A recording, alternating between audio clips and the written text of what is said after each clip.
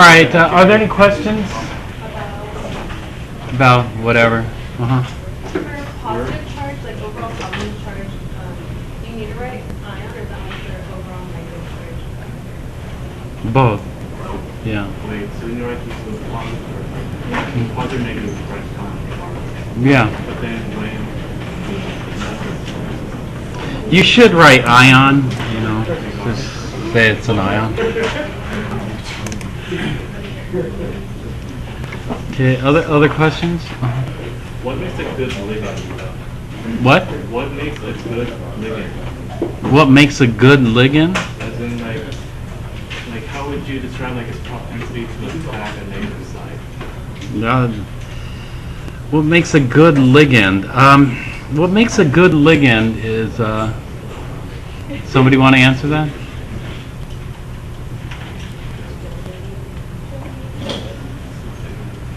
It's got to be a good electron pair donor, Okay. right? What else? Well, Lewis bases are ligands, so Lewis base, but what else makes a good ligand? Not necessarily how many pairs, something else. Not stable rings. You know, you want to make a good strong bond at the end. And so it depends, depends on how good you want your answer to be. You know, there are different levels of answers. You know, the basic person will just say electron pair donor, and that's the basic answer. You know, the more advanced person might start talking about hard, soft, HSAB. You know, the more advanced person would talk about HSAB and how it might be difficult to predict exactly, but in general, you would want a good electron pair donor with negative charge density. Right?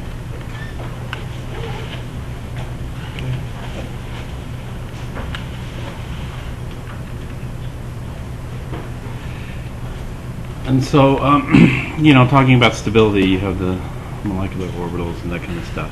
And so it depends, and so you'll see a full spectrum of answers, from the people who were thinking about the HSAB stuff to the people who don't even know what HSAB stands for.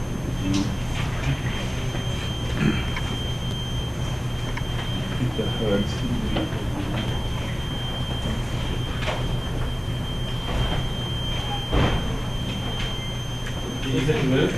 Me?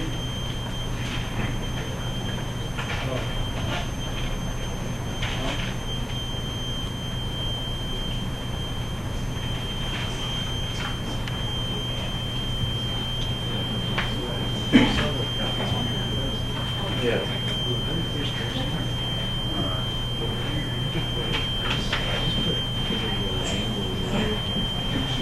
Geometry of the structure. That makes sense. That's it. Yeah. Systems out of whack now.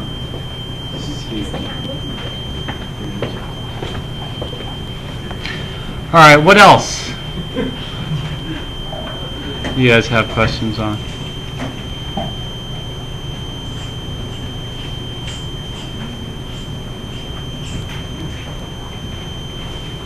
I wish, yeah. It's like this heater. I'd like to shut off the heater too. There's something wrong with the whole HVAC system, unfortunately. So, one of the challenges of the lab. Any other questions? Did that answer your question about what makes a good ligand? Yeah. All right. Well, if there are no other questions, we're going to start talking about lab next. And how many people were not able to get the lab manual?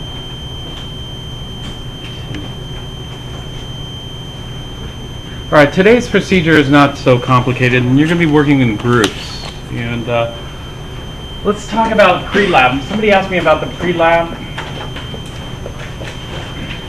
Now, there are different types of pre-labs. One type of thing is a pre-lab quiz, and it's very common at UCLA. You go in and you have to be ready to take a quiz. Basically, to prepare for the quiz, you read through the experiment and then try to understand all the parts of the experiment. You should do well on a pre-lab quiz. For us, the pre-lab is just going to involve no quiz, but reading and preparing for the day's experiment will be required. And so what we're going to do is we're going to prep our lab notebook. And so we'll start the prep procedure today.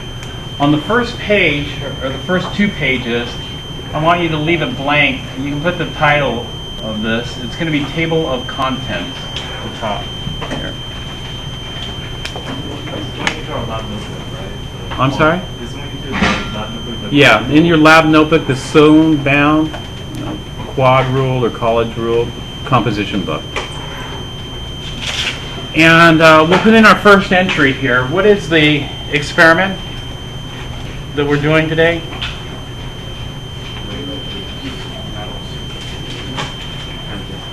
Not rate of reaction. It's a synthesis. It's synthesis. Yeah, synthesis of a complex. Which complex are we synthesizing? The chromium complex. Good. And so the first lab here that we're going to put in is the synthesis of a chromium complex.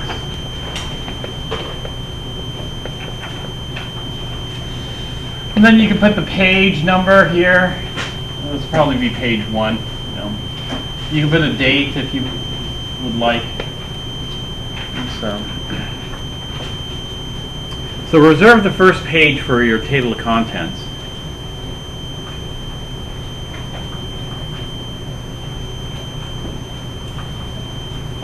You'll have plenty of pages in here, so if you want to reserve the first 2 pages, it's fine. They're big. All right, let me erase that. And then we're going to page 2. So this is what you would do prior to coming into lab. Okay, well, I'll call this page 1, or the first experiment. You put a title here, and let's try to put a more specific title. What would it be?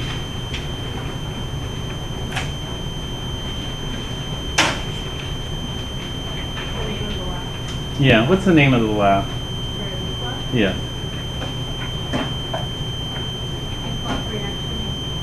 Clock reaction? Not a clock reaction.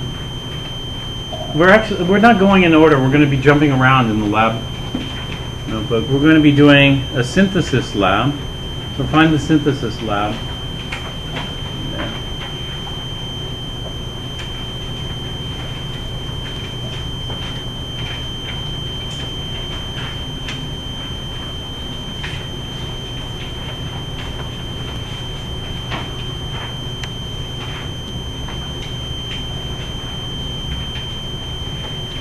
Preparation and reaction of coordination of compounds, oxidation complexes.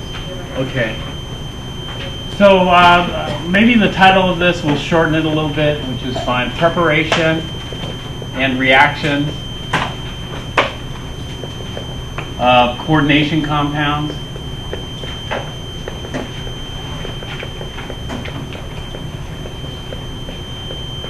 We're only going to do one of them. Which one are we going to do?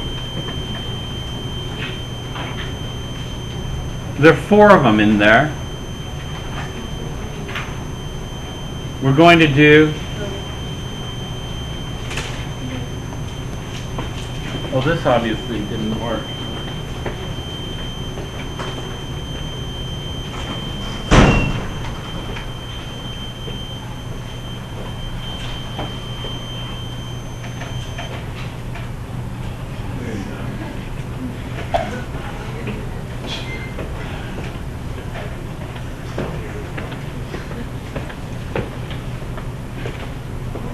So this is what you want to do is for sure you want to read the experiment before coming into lab. There are pretty much 3 main reasons for reading and preparing it before lab, and one, it just makes the lab go a lot smoother and quicker, you know, if you do this pre-lab, this preparation before. Two, you don't have to do as much writing in lab. Writing in lab is inconvenient, it's a hassle, and so it's nice not to have to write down as much. And three, you'll have some kind of mental picture of what's going on, you know, what you're doing for today. And so this is why, you know, in Chem 4 you could just wing it, you know, just read through it. Maybe in Chem 1A too. Just read the experiment as you're doing it. But as you go on in chemistry or in science, pretty soon the labs get a lot more complicated and you can't do that. It just doesn't work. You aren't going to finish the lab in time. And so this pre-lab preparation becomes more and more critical to your success. But anyway, what we want is we want to have some kind of purpose in lab. The purpose of this lab is to do what specifically? Well, it's to synthesize, but it's to synthesize what exactly? What are we synthesizing? Yeah, well, name it or give me a formula. Give me the name and the formula of what we're synthesizing.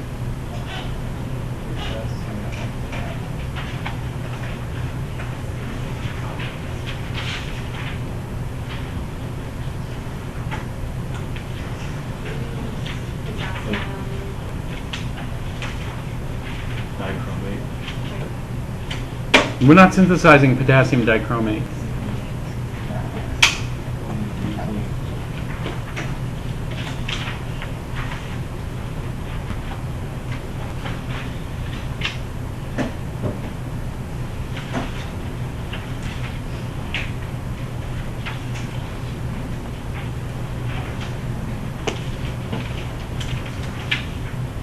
Is it the potassium diaqua di? No? No. It's not. Okay. No, it's not that.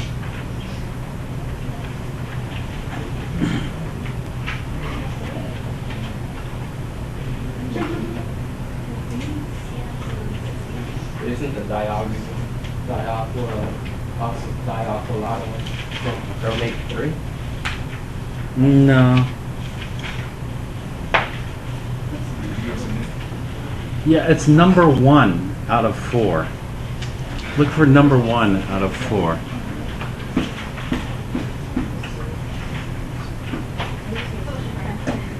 Normally you want to read through the whole experiment, the day's experiment.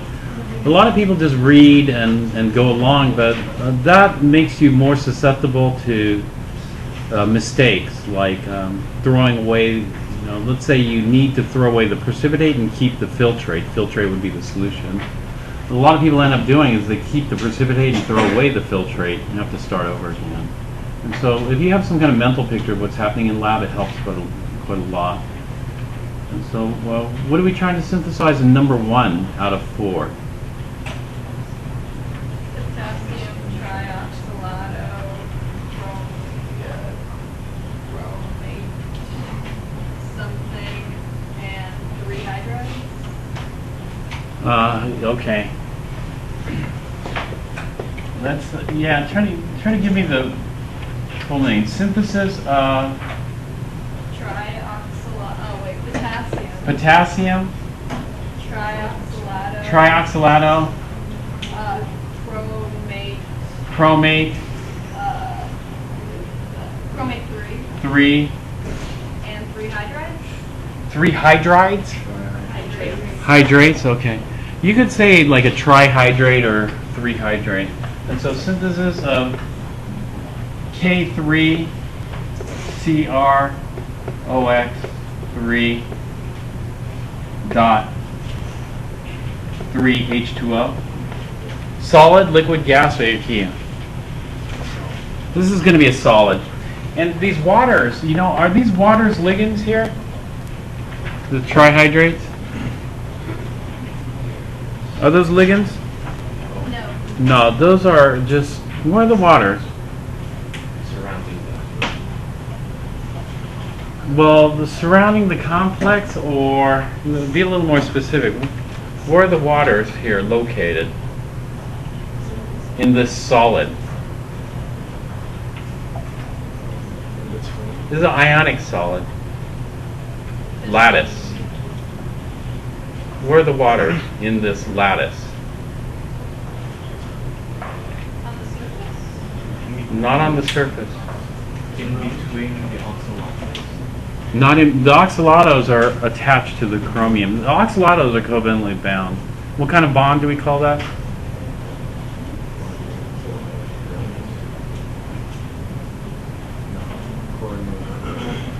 Yeah, good. Coordinate covalent bond. Are the waters bonded? No. How are the waters held in the crystal? Where are the waters? The empty spaces between the one. When there's a Yeah, what do we call those spaces? Empty spaces between the ions? Holes, right. The waters occupy holes or voids. Well, it's going to be the synthesis of this potassium trioxylatochromate 3.3 H2Os or trihydrate. From what?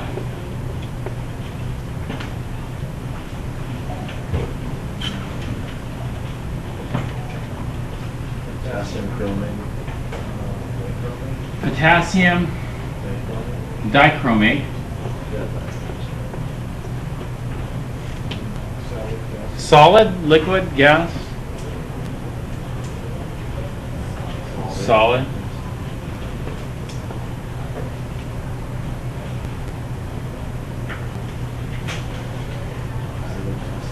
Oxalic acid.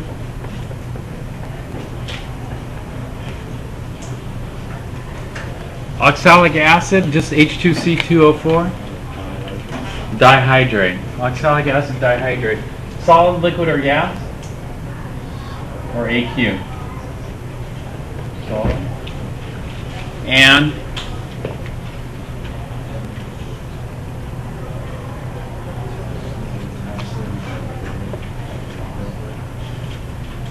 okay, so we already got potassium dichromate.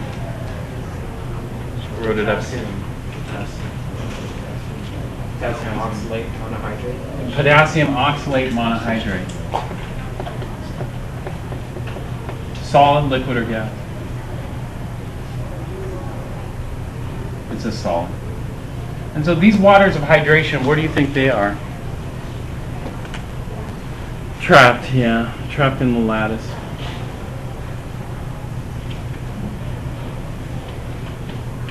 All right, so these are the reagents that we're working with, and ethanol too. And so what we should do is we should look a little bit at the safety of these reagents. And when we're thinking about the safety, like for example, potassium dichromate, you know, what are the hazards of using potassium dichromate? Where can we find that information?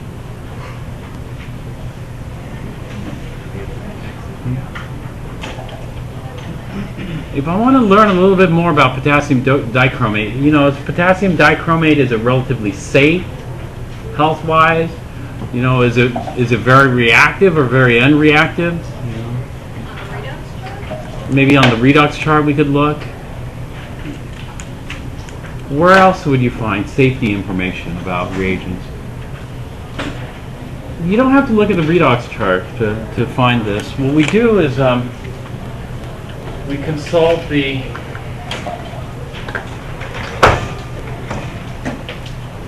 MSDS form. Do you know what MSDS stands for?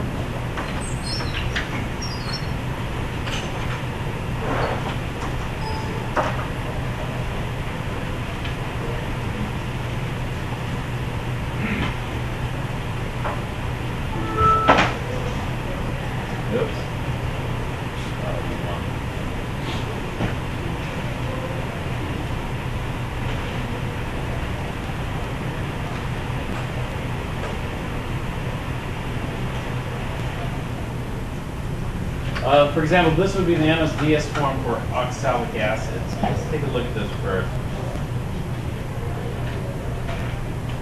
MSDS stands for this, Material Safety Data Sheet. This is actually for the anhydrous form. Do you know what anhydrous means? Without water. Without water. We have the monohydrate. Is that going to affect its chemical properties? Not really. Will it affect its molar mass? Yes.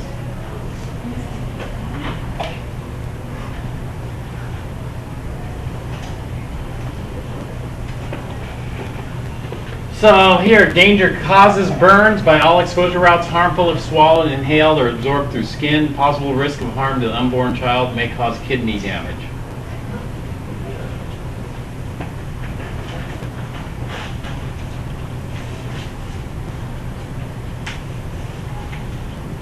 So eyes, causes eye burns, may result in corneal injury, causes redness and pain. Skin, harmful if absorbed through the skin, causes severe skin irritation and possible burns. Rare chemical burns may occur from oxalic acid and may cause hypocalcemia. Gangrene has occurred in the hands of people working with oxalic acid solutions without rubber gloves. The skin lesions are characterized by cracking of the skin and development of slow healing ulcers. The skin may be bluish in color and the nails brittle and yellow. Okay, ingestion causes gastrointestinal tract burns. Oxalic acid is toxic because of its acidic and chelating properties. What's chelating? It's another way to say density as well. Like it binds more than one place. Chelating is just it binds in more than one place, which means it's hard to break off. And so its chelating properties are one of the reasons it's toxic. And oxalic acid is a good chelating agent because what is it? Monodentate? Bidentate? What do you think? It's a bidentate ligand. It is especially toxic when ingested, as little as 5 grams per. Actually, 5 grams may be fatal.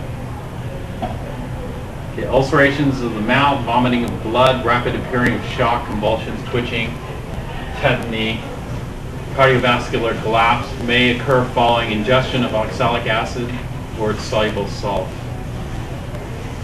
Oxalic acid can bind to calcium to form calcium oxalate, which is insoluble at physiological pH.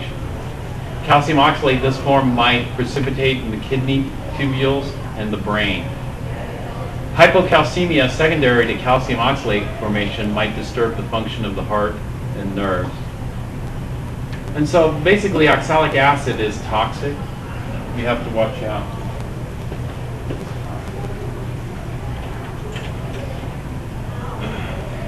How toxic is it? Well, 5 grams. 5 grams is actually quite a lot of oxalic acid.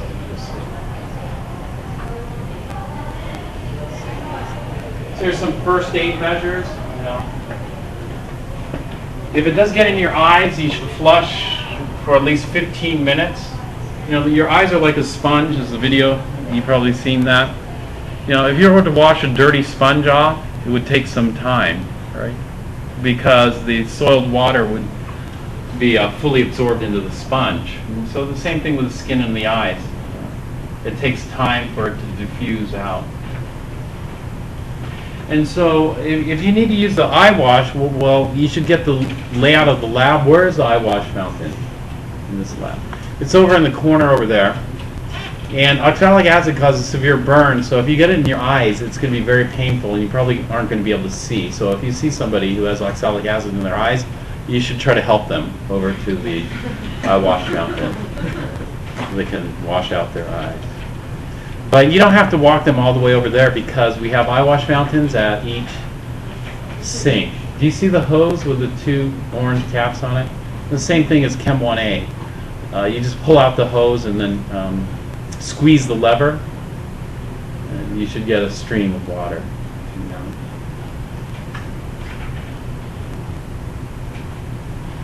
All right.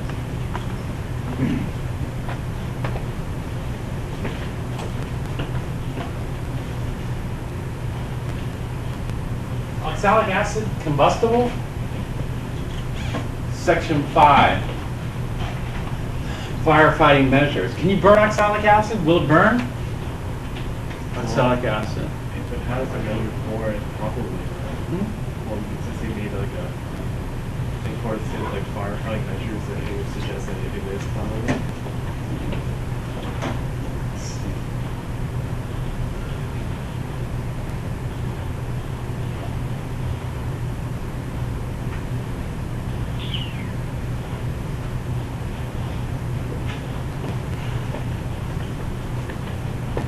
Well, it's not extremely flammable.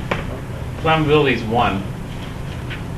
Flash point, some of these things, auto ignition temperature, some of these things you don't need a flame to ignite. You just need a hot surface and it'll ignite it. And so it's not very flammable. Most organics, though, are flammable. Oxalic acid is organic acid. All right, so you should read a little bit about the substances that you're using. Let's take a look at potassium dichromate next. Oxalic acid and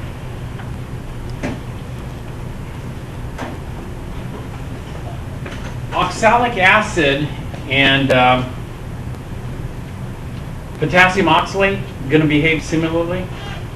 What do you think? You think they'll behave similarly? Yeah. The only difference is having potassium ions rather than hydrogen. All right. Whereas something like potassium dichromate, if you look at fire, fire is 0. So if the fire is 0, what does that mean? Does that mean we don't even have to worry about it? Because I'll tell you, 4 is the worst. You can see potassium dichromate. What about the health? The health is 4. But do we have to worry about fire?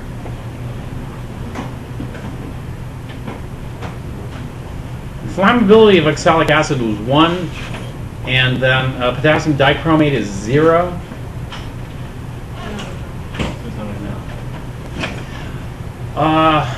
You know, it's tricky because potassium dichromate is an oxidizer, like oxygen. And so does oxygen burn? Does oxygen burn? If you try to ignite oxygen, would it ignite and be engulfed in flames? No. Because oxygen being the oxidizer, we usually say that the things that burn are the reducer. And since oxygen doesn't burn, its fire rating would be 0. This is not flammable. Do you have to worry about fires with oxygen present? Yes, you do. And so the same thing with this. Even though its fire rating is 0 out of 4, it's still something to worry about. But let's look at the health hazards first.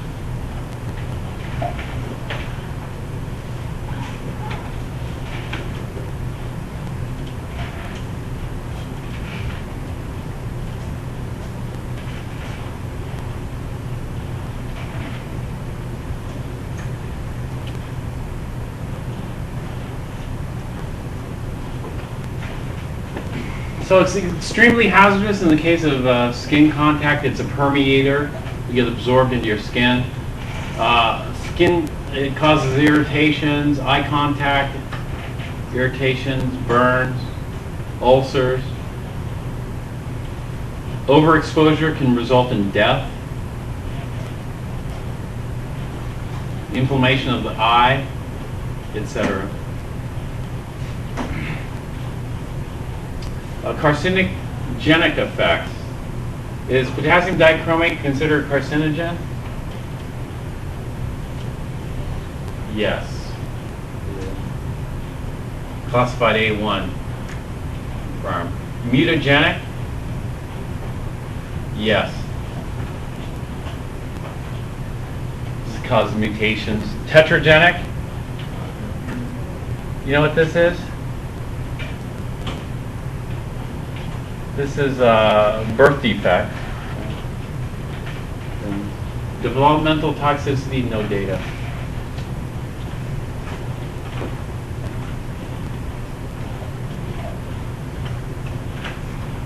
First aid measures, just flush and then seek medical attention.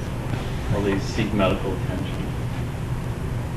Here, serious inhalation. Evacuate victim to a safe area as soon as possible. Loosen tight clothing such as a collar, tie, belt, or waistband. If breathing is difficult, administer oxygen. If the victim is not breathing, perform mouth-to-mouth resuscitation. Seek medical attention. Ingestion, do not induce vomiting. Loosen tight clothing such as a collar tie, etc. If the victim is not breathing, perform mouth-to-mouth resuscitation. And so what do you think about potassium dichromate? Yeah, you know, potassium dichromate may want to make you quit and change your major, right? Because who wants to who wants to touch this stuff or even look at it, right? Because it seems so hazardous. And so that's what we're trying to do in this lab, is we're trying to learn that, you know, even though it's a hazardous chemical, we can handle it safely. Just like gasoline. Gasoline is carcinogenic, gasoline's mutagenic, tetragenic, right? But people handle gasoline safely, you know, they don't go squirting it all over their body or ingesting it and getting it all over the skin, right? And so the same thing here, but I don't know, you know, in chem lab, everybody's, well, not everybody, but a lot of people think, oh, it's chem lab. This is like no big deal, you know, it's just an education lab. And so they're over there at the balance, just creating dust clouds, you know, inhaling tiny particles of potassium dichromate, you know, that get kicked up into the air, causing other people around them to inhale the same stuff, burning their lungs, maybe down the road leading to cancer. You know, and so you have to think about this, and that is, when you guys weigh this stuff out on the balances, don't create a mess. Don't create any dust cloud. You know, don't sneeze on the powder and kick it up. You know, just be extra careful. And so you want to take a minute or two of extra time to make sure you don't spill any. You know, you don't spill any on the counter, you don't spill any on the balance, and don't spill any on your skin. Because what we want to do is we want to minimize, or actually just completely eliminate, you know, exposure to this, which shouldn't be too difficult. You know, it's just sometimes I get a few very sloppy, as in lab technique, sloppy students who really create hazards, health hazards for everybody else. You know? So just be aware.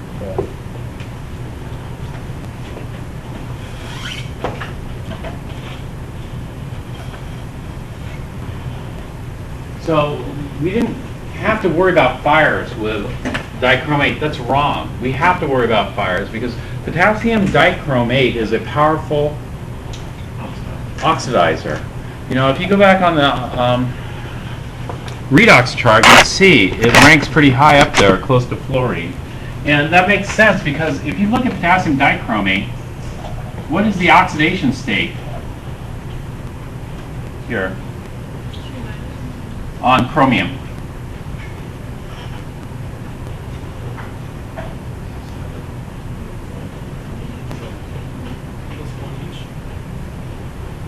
Potassium is a +1 each.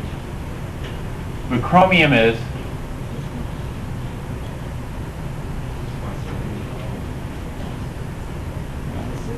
+6. So chromium, each chromium is +6, which is a very high positive charge, which means it's quite electron poor, and therefore it should be a powerful oxidizer, which it is. And so there is definitely a fire hazard, you know, explosion hazard, reacts explosively with hydrazine, anhydrous hydroxylamine. You know, hydrazine is a great reducing agent. You know, hydrazine is like a double ammonia. You know, and if we look at ammonia, amines are a class of ammonia type derivatives. This would be an amine. What's the oxidation state on nitrogen in ammonia?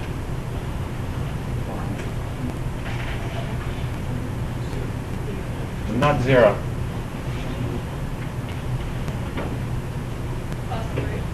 No. -3. Did you guys have a chance to review the video on signing? Did I do that? Yeah. I did that in this class. I didn't do it in the morning class. I talked about assigning the oxidation states, didn't I? This should be automatic by now. But this is -3, which means it's electron rich. And so if you take something that's very electron poor and mix it with something that's electron rich, you're going to have an explosion like that. You know, so it could be ammonia or it could be methylamine. If you look at methylamine, what's the oxidation state on carbon in methylamine?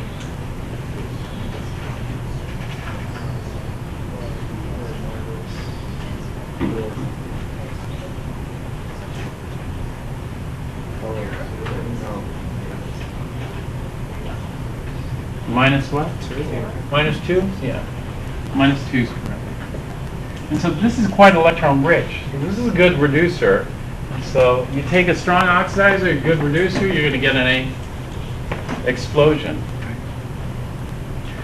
It also says it's dangerous in contact with organic materials because most organic materials, do they combust?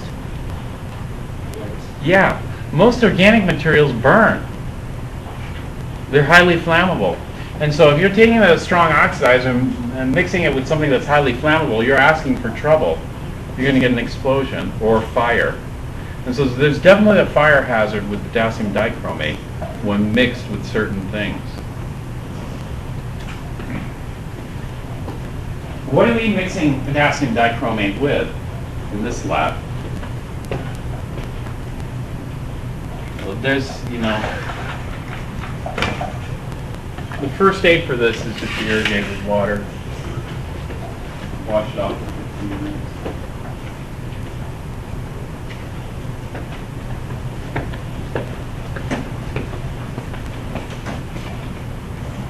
What are we reacting potassium dichromate with? Oxalic acid. Oxalic acid. Oxalic acid, is that an organic compound?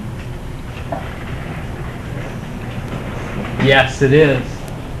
And so the warning was do not mix potassium dichromate with organic compounds, but that's exactly what we're going to do. We're going to mix oxalic acid with this organic compound called oxalic acid, organic acid, carboxylic acid. If you go back to chapter 3, and take a look at the carboxylic acids.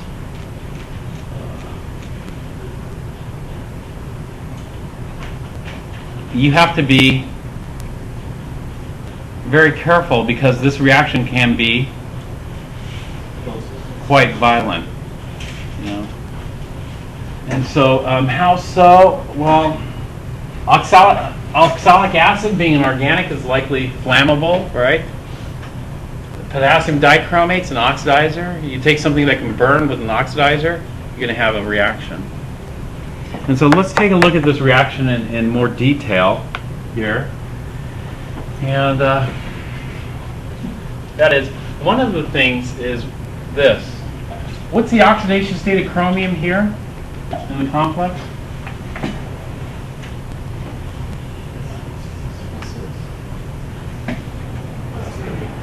The oxidation state of chromium is +3.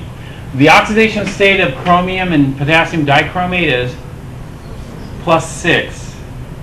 And so we have to, the chromium in this complex here is coming from potassium dichromate. And so we have to convert chromium from +6 to +3. In other words, what kind of reaction is that to go from +6 to +3? It's a redox reaction. So potassium dichromate's picking up electrons, and that means somebody must be losing electrons. And so what is that somebody that's losing electrons? What do you think? Oxalic acid. And so in other words, we're going to oxidize oxalic acid.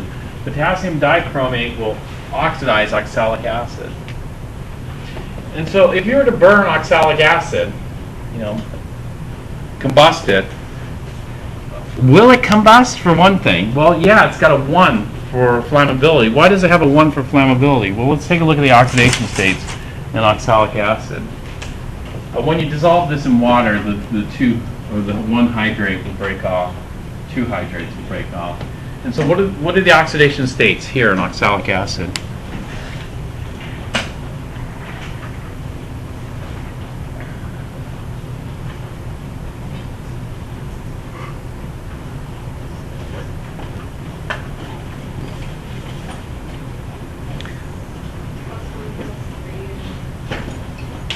plus 1, plus 3n, minus 2. That's right. And so the carbon in oxalic acid is plus 3. You know, when I look at hydrogen and oxygen look okay. Because, you know, plus 1 for hydrogen, is that all that unusual? No. And minus 2 for oxygen is not unusual either. If we look at water, that's what we see. Plus 1 for the hydrogen, minus 2 for the oxygen. Is water very flammable? No. I mean, does water burn? No.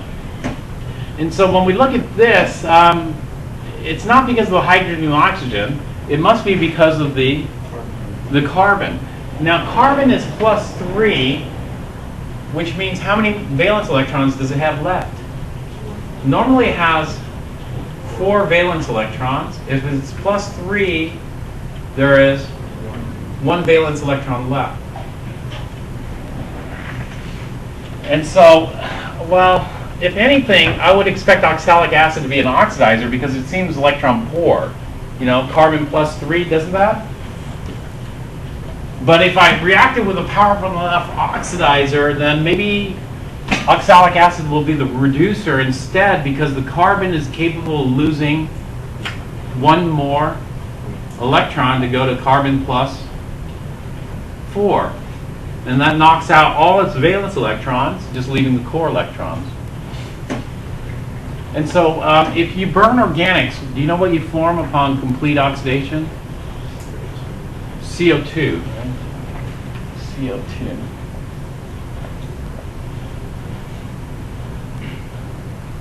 And so oxalic acid goes to CO2.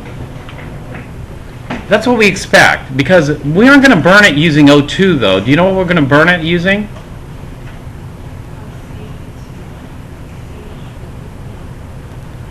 Rather than O2, we don't have to have any oxygen present to burn this stuff. We can instead burn it using another oxidizer. The other oxidizer would be potassium dichromate. And so we have to worry about this because that could generate flames as well. We're taking potassium dichromate and oxalic acid, and if the reaction is violent enough and it releases enough energy, we're going to get a flame, possibly an explosion. And so we're going to react our oxalic acid carefully with our potassium dichromate. The potassium dichromate will completely oxidize the oxalic acid, we would suspect, to CO2. All right, now what I want you to do here is finish this. This is called a skeleton half reaction, and I want you to completely balance this. You know how to do that? Give it a try. Balance this skeleton half reaction. I'll be right back.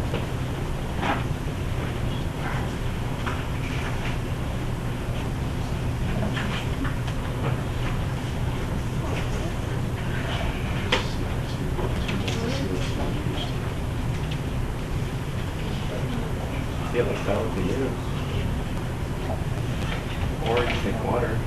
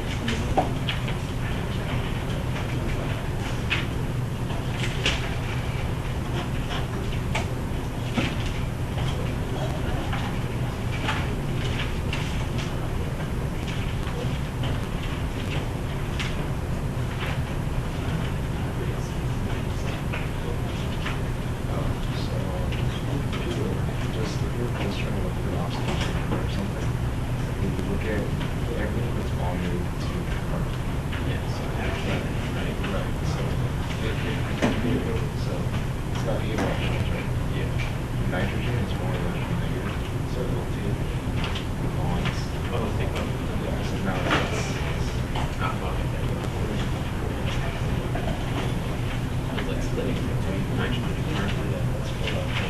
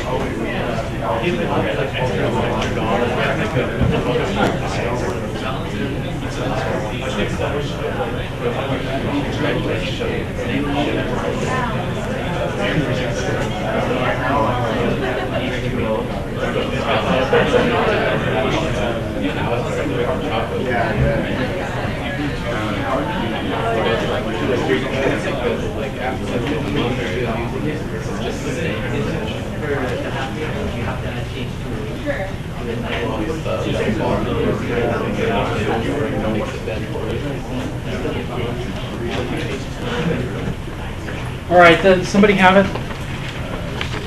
2 CO2 and H2 then. 2 CO2 and H2. H2. 2H plus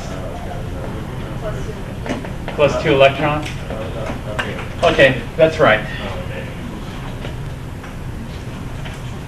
And so this is what happens to oxalic acid. The oxalic acid is a reducing agent, meaning it gives up the electrons. Electrons go to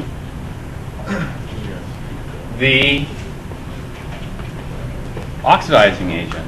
The oxidizing agent in this case is what?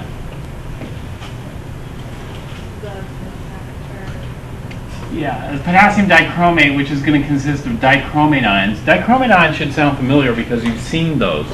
Oxalic acid you haven't seen in the chart, but we can kind of figure out what happens based on what we know about organics, right? Organics being combustible, and then carbon having an extra electron it could lose. But for something like dichromate, that should be easy because that's on the chart. But in this case, we need dichromate to go to what? What do we want? Here. Not chromate. Dichromate goes to chromium.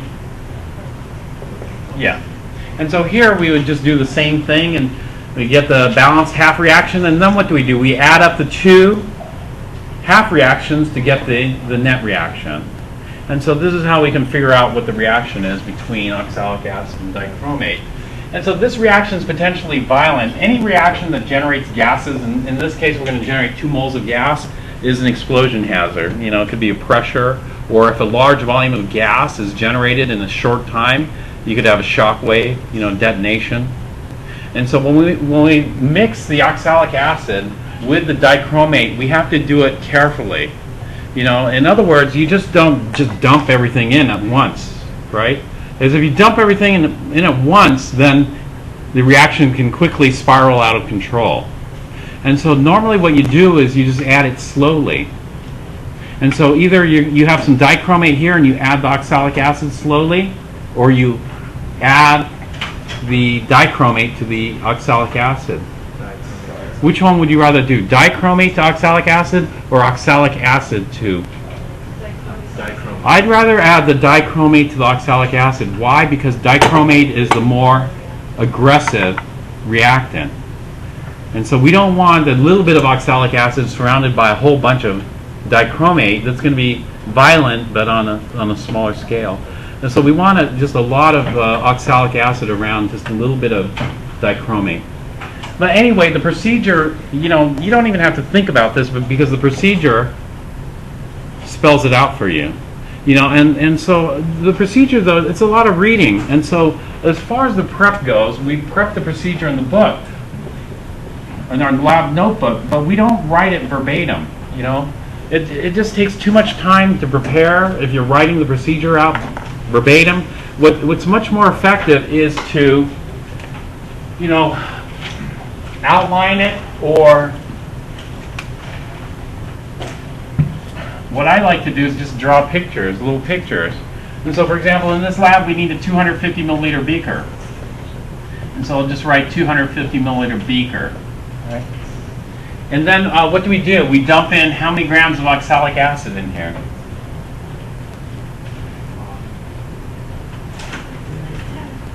10 grams of oxalic acid. So you write in 10 grams, ox-ac. It's 10 grams of oxalic acid, but do you always weigh out? Are you going to sit there at the balance and spend like 5 minutes getting it right on 10? That's a waste of time. And so anything close to 10 is fine. Well, if anything close to 10 is fine, then what we do over here is we have our observations. In our observations, we write actually how many grams we weighed out as precisely as possible. And so the observations might be that 10.21 grams of oxalic acid was actually obtained rather than 10. Right? And it's no big deal if you overshoot it or undershoot it. Unless it's severely overshot. But, you know, we can adjust it because, you know, as far as limiting reagent goes, what do we want as our limiting reagent? Do we want oxalic acid as our limiting reagent, or the potassium dichromate as our limiting reagent? We want our potassium dichromate as our limiting reagent. In fact, we want to make sure we consume all our potassium dichromate here. And so if you get 10.21 grams of oxalic acid and you grossly overshoot the potassium dichromate, then you've just reversed the roles. And so here we have to be careful a little bit. And so what we're going to do is we're going to have 10 grams of oxalic acid plus what? 20 milliliters of water. Right? Does the amount of water, is that critical? No, not at all. Okay, that's one. And then two, we're going to slowly add what? And so you just say slowly add the dichromate. Because here we can get some violent reaction occur. You might want to do this, you probably want to do it in the hood, so if it does splatter, or if there's a flame, or if there's an explosion, at least it's in the hood. But let me tell you, oxalic acid isn't that great of a reducer. And so we only had one splattering this morning where the inside of the hood got sprayed with stuff, hood number 2. You got to just be careful. It's not that violent. But, let's say instead somebody accidentally grabbed the bottle of ethanol instead of oxalic acid. The bottle of ethanol over there. If they grab the bottle of ethanol and put it with the potassium dichromate, then you're looking at a explosion, because ethanol, is it flammable? Highly. It would take you some time to ignite the oxalic acid. It's not that great of a reducer. It's not that flammable. I mean, +3, it's almost at +4. CO2 is +4, right? But ethanol is quite electron rich, and you'll have some trouble. And so this is the way I'd prep out the procedure here. I wouldn't really write any sentences. And then over here, what does oxalic acid look like? Do you know the color, the form? You need to write those observations over here, because that's not in the procedure necessarily. What does the potassium dichromate look like? What color is it? Is it solid, pasty solid, crystals? What? All right, so are there any questions on this? Let's take a break then, and we'll start again in a little bit.